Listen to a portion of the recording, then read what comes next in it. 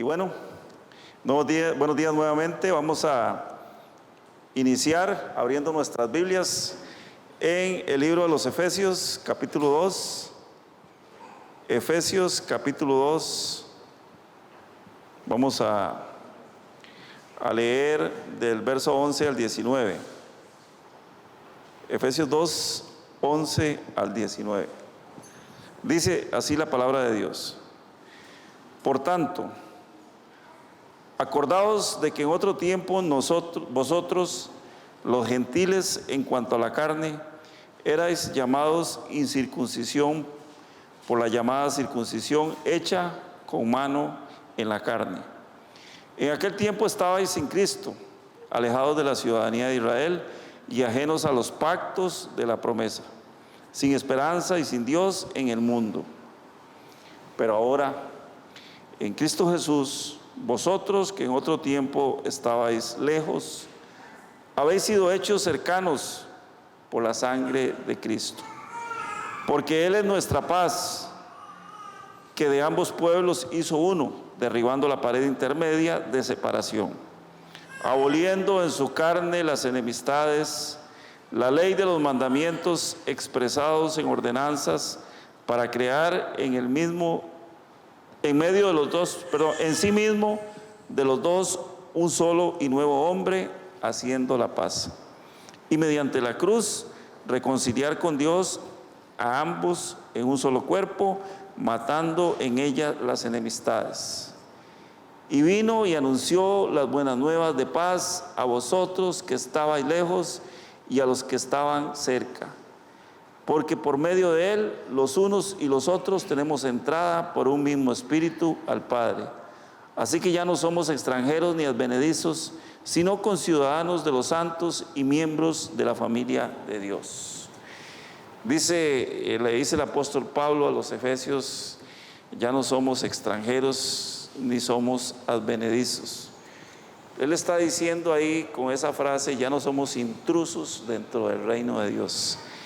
Y qué hermoso cuando entendemos esto nosotros, que a veces por la incredulidad, como se nos decía ahora en la motivación de las ofrendas, por la incredulidad no entendemos qué somos o no queremos creer que somos. Cuando vamos a la palabra de Dios nos encontramos que en muchos de los pasajes del Antiguo Testamento, específicamente en las cartas en general, encontramos una referencia con respecto a quiénes eran, precisamente quiénes eran los seres humanos en su momento, los que tenían un llamado desde siempre de parte de Dios. La Biblia cita en sus orígenes a través del libro de Génesis y nos va marcando a través de todo el Nuevo Testamento cómo el Señor creó una línea mesiánica, o sea, estableció desde el principio lo que Él iba a hacer y cómo Él iba a darnos, iba a proveernos a nosotros los seres humanos de un Salvador para la humanidad. ¿Y por qué era necesario que la humanidad tuviera un Salvador? Porque desde el principio el hombre se equivocó. Hay algunos detractores del Señor y de la palabra de Dios que dicen, es que Dios, si Dios es tan soberano, tan lleno de conocimiento, ¿por qué creó al hombre sabiendo que el hombre iba a pecar? Y precisamente esto es lo que tal vez nosotros ahora no lo vamos a entender, ni lo queremos entender, ni lo vamos a entender hasta el día que lleguemos a la presencia de Dios. Usted se pregunta, ¿por qué fue que Dios le dio a usted la posibilidad de escoger? ¿Por qué fue que Dios le dio a usted la posibilidad de decidir, de hacer lo bueno o hacer lo malo? ¿Cuál es la razón? Y yo pienso que eso no es, de ninguna manera podría creerse o catalogarse como un error de parte de Dios, una pifia de parte de Dios a la hora de crear a la humanidad, de ninguna manera. Dios nos dio a nosotros la posibilidad de que pudiéramos entendernos a un nivel bastante cercano con respecto a lo que Él era, lo que Él proyectaba en nosotros. Y entonces, cuando el hombre se equivoca, cuando el hombre comete el gran error de desobedecer a Dios, y recordemos que siempre el primer pecado, el pecado original, nace a partir de la desobediencia, a partir de que el ser humano decide no creer, no hacerle caso a Dios. Por eso es que Dios traza una línea mesiánica, o sea, decide proyectarse en el tiempo, muchos años después, muchos siglos después, y darle a la humanidad a alguien que pudiera hacer lo que el hombre no había podido hacer durante todo ese tiempo. ¿Y cómo lo iba a hacer? Precisamente con alguien que viniera a la tierra en carne, que fuera un hombre también, porque Dios nos quería demostrar precisamente a través de Jesucristo que sí es posible obedecer. Por eso la línea viene precisamente desde Adán y pasa por Sem, que es un hijo de Noé. Luego de ahí se habla de la línea semítica y de cómo Dios traza a partir de Sem una línea para pasar por Abraham, luego por Jacob y finalmente llega hasta Jesucristo. Conociendo toda la genealogía que vamos a encontrar ahí, la podemos encontrar en el libro de Lucas y en el libro de Mateo. Ahí nos vamos a dar cuenta cómo fue que Dios inició precisamente este camino para llegar a proveernos a todos de un Salvador, para poder mandar a Jesucristo a salvar a la humanidad y a redimirla del pecado.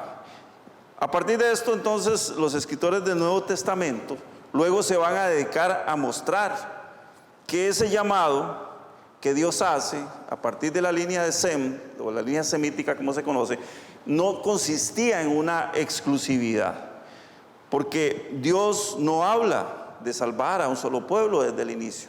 Desde el libro de Génesis, Dios no habla de que solamente Él quiere salvar a un solo pueblo. Él quiere a la humanidad entera consigo. Ni tampoco habla respecto a que va a haber solamente un pueblo escogido, aunque realmente nunca lo tuvo. ¿Por qué? Porque el Señor esperó precisamente que ese pueblo, que era el pueblo de Israel, iba a tener en esa nación una nación que sirviera de ejemplo para las demás, como ya lo hemos visto. Dios no quería tener una exclusividad, simple y sencillamente había hecho un llamado y les había asignado una responsabilidad. Es como cuando a usted lo mandan cuando a uno lo mandan a hacer un mandado, como decimos nosotros aquí en Costa Rica, y le dan dinero para que vaya al supermercado, para que vaya a la pulpería a comprar cosas. A usted le asignan una responsabilidad de llevar el dinero y ese dinero usted tiene que administrarlo. Pues eso fue lo que hizo Dios con el pueblo de Israel. Les asignó una responsabilidad y ellos tenían que dar cuentas al final de su misión, de lo que estaban haciendo. Pero si bien es cierto, por lo que podemos notar a través de la lectura de la palabra de Dios, el Nuevo Testamento ya nos va a dar a nosotros un corte muy importante cuando Juan, que todos sabemos que Juan es un ex discípulo de Jesús, Juan escribe su evangelio, el evangelio según San Juan, que nosotros conocemos, que está en la palabra de Dios, y nos dice que Jesús vino a salvar al mundo. Jesús no vino a salvar a la nación de Israel, Jesús vino a salvar al mundo y a liberar a los hombres de la dura y difícil, pesada carga de tener que cumplir con la ley. Porque ya se sabía que a través del cumplimiento de la ley los hombres podían ser salvos, pero nadie podía cumplir la ley. Entonces se convirtió en una carga excesivamente pesada. Nadie la podía llevar, nadie la podía soportar. Y como el hombre es tan mañoso, los seres humanos son tan mañosos, entonces se dedicaron a hacer ordenanzas y a ponerle cargas a las personas por encima de lo que Dios pedía. Y ahí fue donde se echó a perder, se desvirtuó todo lo que el Señor había establecido para que las personas cumplieran. Nosotros, los que estamos aquí sentados, nacimos más de 1900 años después de ese momento en que Cristo vino a la tierra. Incluso después de que se escribieron las mismas cartas que a diario leemos en el Nuevo Testamento, y por ese motivo es que nos cuesta entender. Yo sé que a nosotros nos cuesta entender muchas cosas, palabras, por ejemplo, que han sido escritas en el Nuevo Testamento y que a veces no comprendemos. Palabras como gentiles, porque si nosotros vamos a buscar en el diccionario qué es gentil, nos encontramos que la palabra gentil significa persona amable. Entonces usted dice, nosotros los gentiles, nosotros los amables. No vamos a entender eso, tenemos que ir precisamente a la historia, al contexto, para poder entender la palabra de Dios. Pero para la cultura judía, precisamente, y eso es lo que el Señor nos quiere hacer, meternos dentro de toda la historia de la Biblia para que podamos entender la Biblia. A veces a la gente le dicen, bueno, no lea el Antiguo Testamento para que no se enrede, lea solo el Nuevo Testamento, pero si usted lee solo el Nuevo Testamento, no va a comprender muchas cosas porque no conoce parte del Antiguo Testamento.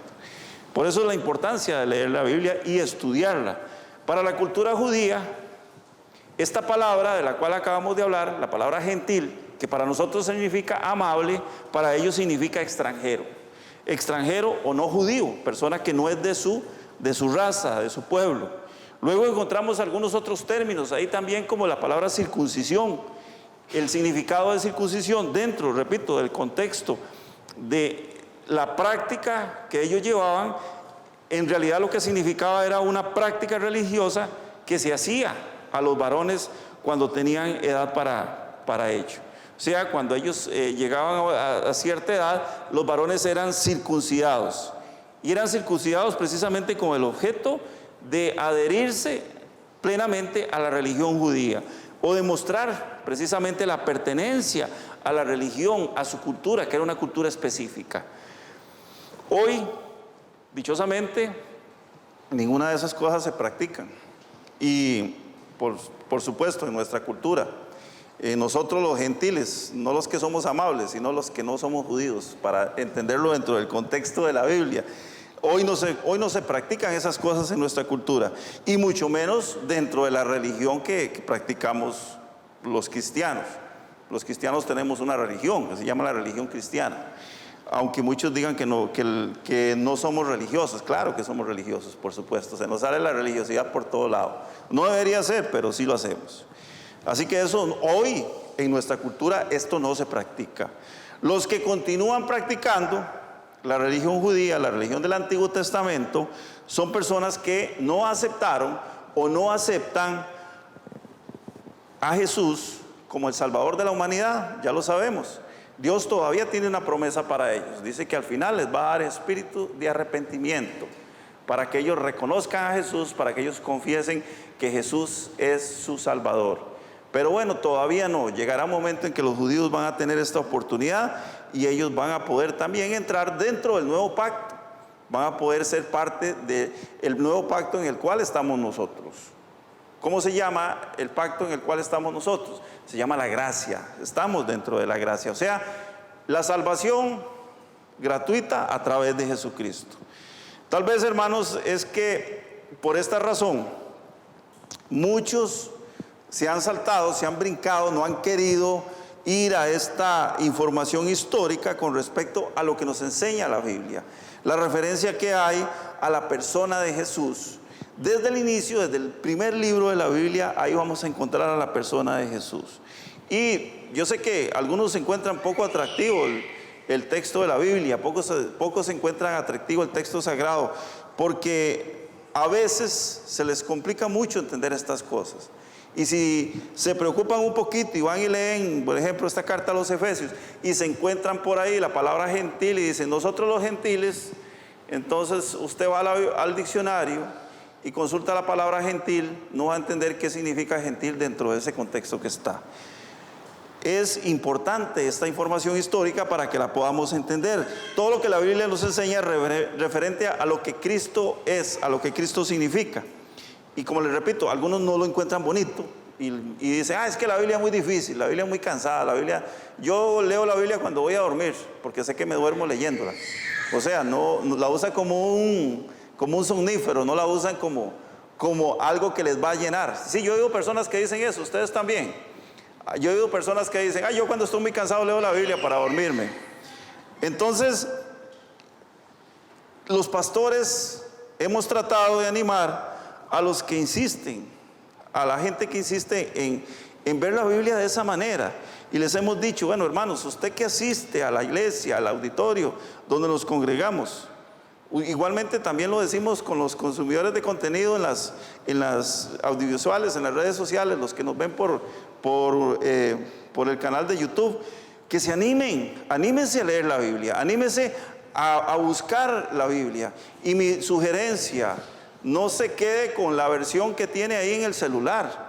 La versión en el celular es para sacarlo a uno de apuros, para cuando uno anda en la calle, cuando usted necesita darle una palabra de consuelo a alguien. No se quede con la versión en el celular. Búsquese una Biblia, búsquese una Biblia de papel, de las que nosotros tenemos, una Biblia impresa, y téngala, y ábrala, y léala, y enamórese de ella, subráyela, escriba al margen las cosas que no entienden, pregúntele a alguien que sabe, enamórese de la Biblia, enamórese de la palabra de Dios. Volvamos otra vez, hermanos, a leer la Biblia. Necesitamos volver a leer la Biblia, pero les repito, no se deje llevar por el contenido que encontramos la mayoría de las veces en la web. ¿Por qué? Porque usted está leyendo una versión digital, y esa versión digital pues no es lo mismo, no es tan enriquecedora, porque usted la lee, cierra su celular, o de pronto le entra un mensaje en Facebook o en WhatsApp, y usted lo abre, o en cualquiera de las redes sociales, y lo abre, y usted se distrae de la lectura de la palabra de Dios. Lea la Biblia sentado, cómodamente sentado, no acostado en su cama, le repito, porque se duerme, que es el gran problema que estamos teniendo, y decimos, voy a leer la Biblia un ratito antes de dormir, y es para dormir. Lea la Biblia, estúdiela, siéntese en la mesa de su casa, en su escritorio, donde sea, y póngase a leerla, póngase a estudiarla. Una Biblia, repito, una Biblia impresa. Ese es mi consejo. Yo sé que existe en las casas de las personas esta versión antigua, este libro antiguo, pero recordemos, no es un libro antiguo, no es una antigüedad. Es algo tan actualizado, que si usted la lee y usted quiere seguir los consejos que se dieron hace 2000 años o más, todavía hoy están vigentes. Y por eso le digo, es muy importante que la leamos, es muy importante que la abramos. Abramos la Biblia y leámosla todos los días. Es necesario que nos animemos a buscar diariamente la lectura, esa lectura que nos sirva, que sea necesaria para poder meditar, para poder compartir con otras personas. A veces alguien necesita un consejo, y como no tenemos palabra dentro de nosotros, palabra de Dios, entonces no podemos darle un consejo de parte de Dios a las personas, y terminamos diciéndole la primer chaflada que se nos ocurra, la primer tontería que se nos ocurra. Hermanos, somos cristianos, somos hijos de Dios, y tenemos que hablar de parte de Dios a la gente, tenemos que hablar de parte de Dios a las personas. El apóstol Pablo nos presenta a Jesucristo como el artífice precisamente de nuestra paz. Es decir, es el único que puede traer consuelo y regocijo a nuestro corazón. La mayoría de las veces la gente está angustiada, la gente está pensando en sus cosas, está viviendo en su mundo, está preocupada en proveer para sí, para su carne, para sus deseos, para lo que cree que necesita, cuando en realidad son cosas que únicamente le van a servir por un momento. ¿Por qué? Porque hay una eternidad que le está esperando, y esto la mayoría de nosotros se nos olvida. Hay una eternidad que nos está esperando. Es por eso importantísimo entender que Jesús, el artífice de nuestra paz, es el único que puede traer consuelo, que puede traer regocijo, que puede traer llenura a nuestro corazón, tanto en esos momentos difíciles como también en los momentos de tranquilidad y abundancia. Porque la mayoría de las veces decimos, uy, yo necesito mucho de Dios, estoy angustiado, tengo un problema, he venido a menos en mis negocios, pienso en la necesidad de poder proveer para mi casa, no tengo dinero, no tengo muchas cosas materiales que realmente desearía tener, y en esos momentos me vuelco al Señor y me voy a pedirle al Señor como ese Dios que por lo general lo tengo como un extintor para apagar los incendios que me van surgiendo. Pero no, resulta que llega el momento en que estoy en abundancia, en que tengo mucha paz y mucha tranquilidad, y me olvido del Señor. Y entonces decimos, es que yo también tengo que disfrutar la vida. O sea, la gran pregunta del millón es, ¿será que para disfrutar la vida tengo que hacerlo sin Dios? Y para resolver mis problemas sí tengo que hacerlo con Dios. ¿Será esa el rumbo que Dios quiere que le ponga o que le imprima a mi vida? Para los contemporáneos del apóstol Pablo, precisamente los que vivieron en su tiempo Y los colegas escritores, todos sus colegas escritores del Nuevo Testamento, tenemos a Lucas, tenemos a Judas, a Pedro, a Juan. Esos eran los escritores contemporáneos del apóstol Pablo. Para ellos era muy importante hablar de la unificación de los dos pueblos, porque ellos habían entendido exactamente este tema, y judíos y gentiles. Judíos y gentiles, se nos habla precisamente en el Nuevo Testamento. Y por ellos es que comienza el apóstol Pablo a hablarnos de este tema, de este concepto del derribo de una pared que separaba a ambos pueblos. No sé si ustedes se acuerdan cuando cayó el comunismo, cuando se habló de que las dos Alemanias se iban a unificar. Había una Alemania comunista y había una Alemania democrática, y de pronto cayó el comunismo y se rompieron el muro, lo apiaron a mazazos, lo derribaron, y entonces se rompió esa pared y ya no había pared. Actualmente Alemania es una sola. Pues bueno, de esto es precisamente lo que nos habla el apóstol Pablo cuando dice que se cayó la pared, el muro que separaba a la gente que no se consideraba pueblo de Dios con la gente que era pueblo de Dios, o sea, judíos con no judíos o judíos con gentiles. Estas dos formas de pensar, hermanos, tan diferentes, que convertía en enemigos a aquellos que no creían en un solo Dios con los que sí creían. Esta es la razón por la cual Pablo nos escribe en el libro de los Efesios y nos habla de romper ese muro, de quebrar ese muro, esa separación que existía. Por eso es que se nos habla, por eso es que a nosotros se nos insiste de que a través de Jesucristo, con Jesucristo, la paz vino a la tierra. Porque con su venida, todos los pueblos de la tierra, ambos pueblos se unieron. Y por supuesto que no estoy hablando de todas las personas en general, o sea, fue un fenómeno que ocurre precisamente a partir del momento en que la gente recibe a Jesús en su corazón y acepta a Jesús como su único y suficiente Salvador. Y esa unión, hermanos, ha traído consigo lo que todos conocemos, este fenómeno que hoy conocemos como la iglesia, que se extiende prácticamente por toda la tierra. La iglesia extendida alrededor del mundo, este fenómeno que trajo precisamente este movimiento que hizo que Jesús se convirtiera en el Salvador de la humanidad. ¿Y cómo es la iglesia? La iglesia como la conocemos hoy.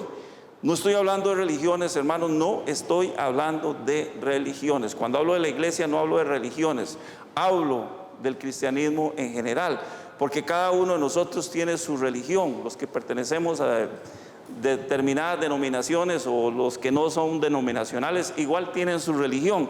La iglesia como tal, estoy hablando de todos alrededor del mundo los que creemos en Jesucristo, o sea, el cuerpo de Cristo extendido en la gran mayoría de las naciones de la tierra. Hay países, hay naciones donde no existe la creencia, o no han abrazado el cristianismo, no han sido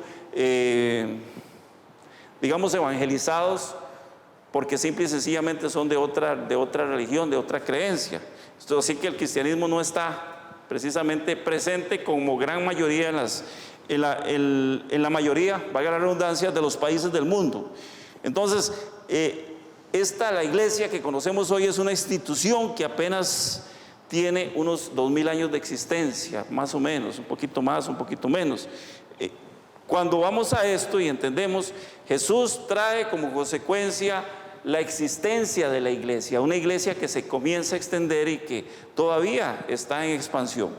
En alguna ocasión Jesús predica un hermoso sermón, y este sermón nosotros lo conocemos como el sermón de las bienaventuranzas. Lo han escuchado ustedes, ¿verdad que sí?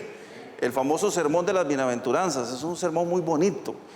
Lo podemos leer en el libro de Mateo en el capítulo 5, ahí lo vamos a encontrar.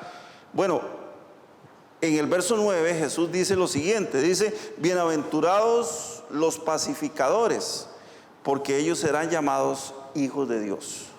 Si usted analiza con cuidado esta frase, que dice bienaventurados los pacificadores, porque ellos serán llamados hijos de Dios, se va a dar cuenta que Jesús está hablando también de sí mismo. está hablando de sí mismo en ese momento también, porque Él vino precisamente a traer paz a todos los que no saben qué rumbo darle a su vida. Y la pregunta en esta mañana, bueno, la otra pregunta, pues ya les he hecho varias. ¿Usted sabe qué rumbo lleva su vida? ¿Se ha puesto a pensar qué rumbo lleva su vida? ¿Hacia dónde va usted? ¿Cuál es su prioridad? ¿Cuál es su objetivo? ¿Qué rumbo lleva su vida? ¿Cómo se proyecta usted? ¿Cómo se ve usted dentro de unos años? Y vamos siempre a la misma reflexión, la que se nos decía hace un rato cuando nos comentaban acerca de cómo nuestro cuerpo va envejeciendo, cómo nuestro cuerpo cada día está más viejo, no está más joven. Es interesante porque la gente dice, mire ese chiquito, cada día está más lindo, cada día está más joven. Y desde niños, desde que nacemos, cada día nos vamos haciendo más viejos. Ese fenómeno comienza a surtir efecto desde el momento en que nuestra madre nos da a luz. Porque podemos crecer en estatura, claro que sí. Pero ¿qué pasa? Ese crecimiento es un decrecimiento porque llega el momento en que nuestro cuerpo ya no va a funcionar. Y tenemos que morir, tenemos que ir a la sepultura, tenemos que entregarle nuestra alma al Señor. O sea, nuestro cuerpo va a ser desechado, porque en realidad nuestro cuerpo es un pequeño vehículo que nos conduce, que nos lleva a través de la vida, que Dios nos prestó para que pudiéramos manifestarnos, nuestra manifestación en carne aquí en la tierra. ¿Por qué? Porque somos espíritus, seguimos siendo espíritu. Entonces, si analizamos con cuidado esta frase, nos vamos a dar cuenta que Jesús vino a traer paz a todos los que no saben darle rumbo a su vida.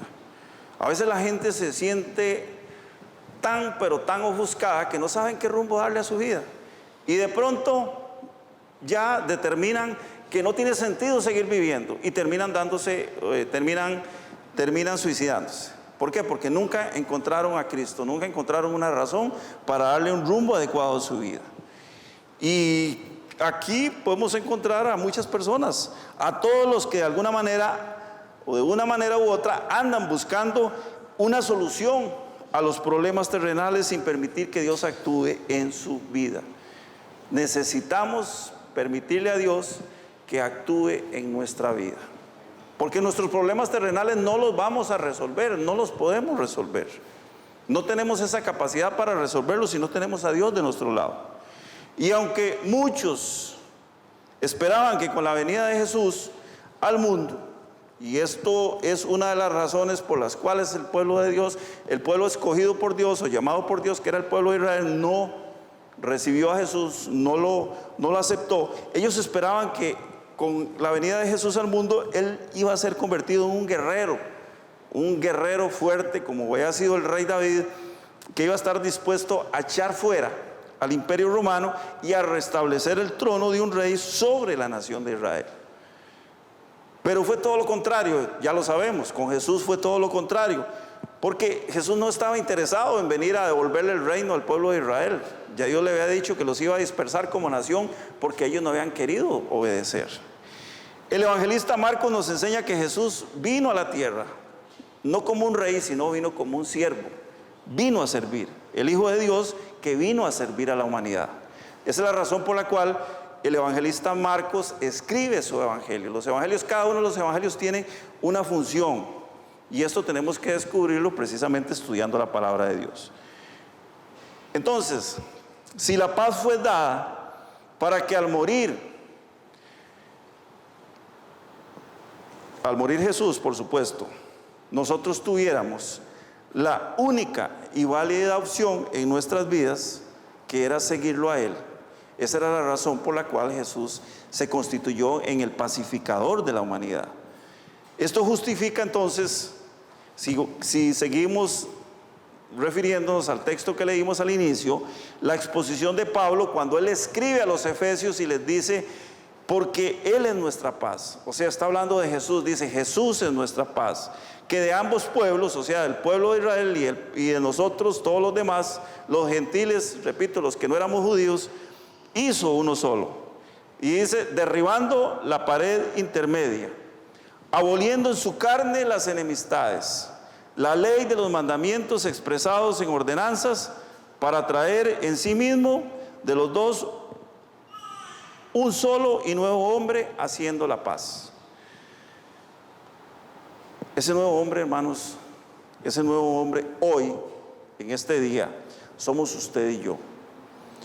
Y hemos decidido precisamente a través de Jesucristo abrazar la fe cristiana. Por eso es que somos un nuevo hombre. Por eso es que cuando aceptamos a Jesucristo como nuestro Señor y Salvador, nos estamos convirtiendo en nuevas criaturas.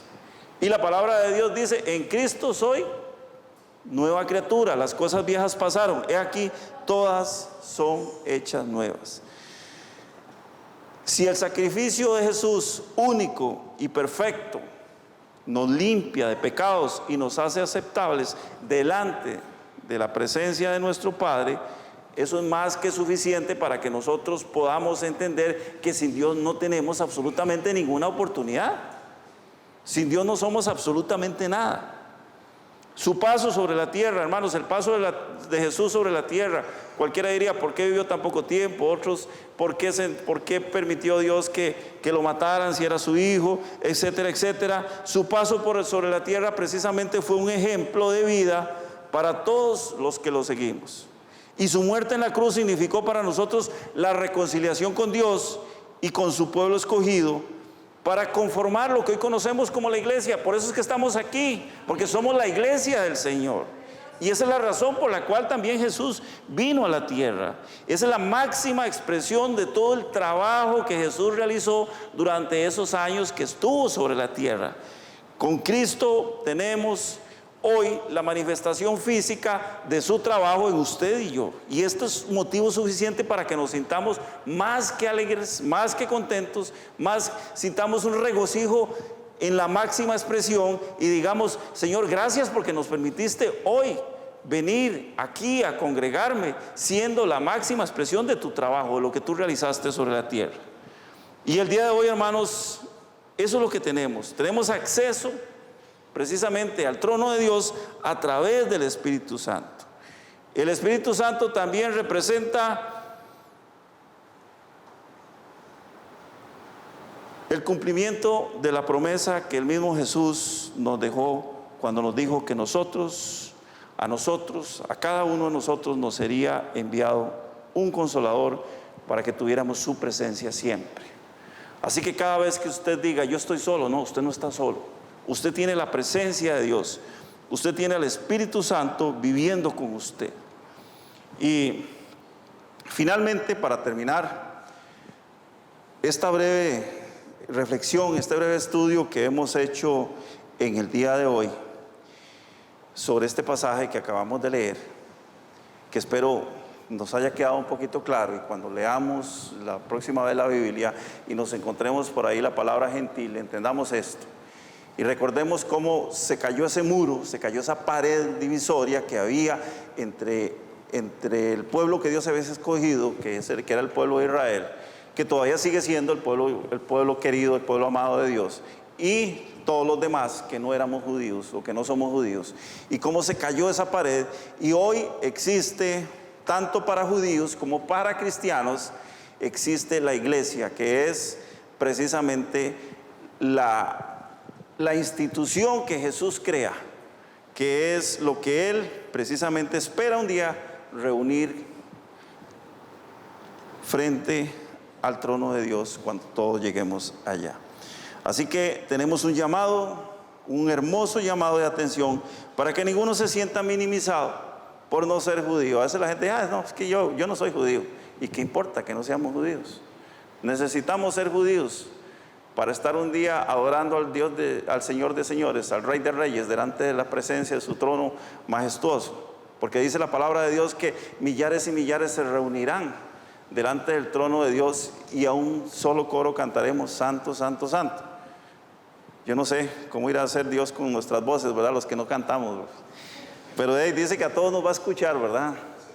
A los que cantamos feo, hacen mímica, dice Eugenio, qué grosero. Usted es culpable de que yo no haya podido debutar como cantante. Bueno, dice que vamos a estar un día todos delante de la presencia de Dios, cantando a una en ese coro. Así que nadie se sienta minimizado por no ser ciudadano judío, por no vivir en Israel, por no ser parte de la nación de Israel, porque el apóstol Pablo precisamente dice que dentro del reino de Dios, y oiga bien esta palabra, dentro del reino de Dios nadie es advenedizo. ¿Qué significa advenedizo? Significa intruso. Nadie es intruso dentro del reino de Dios. ¿Por qué? Porque somos conciudadanos de todos aquellos que han decidido santificarse. O sea, si usted ha decidido santificarse y todos los demás que están a su alrededor han decidido santificarse, usted es conciudadano, no de la tierra, conciudadano del cielo. Todos aquellos que han decidido apartarse del mundo es un conciudadano del cielo al igual que usted. Y de esta manera, hermanos, pertenecemos a la familia de Dios. Así que, hermanos, en esta mañana yo quiero invitarle para que se ponga sobre sus pies. Vamos a orar, vamos a darle gracias.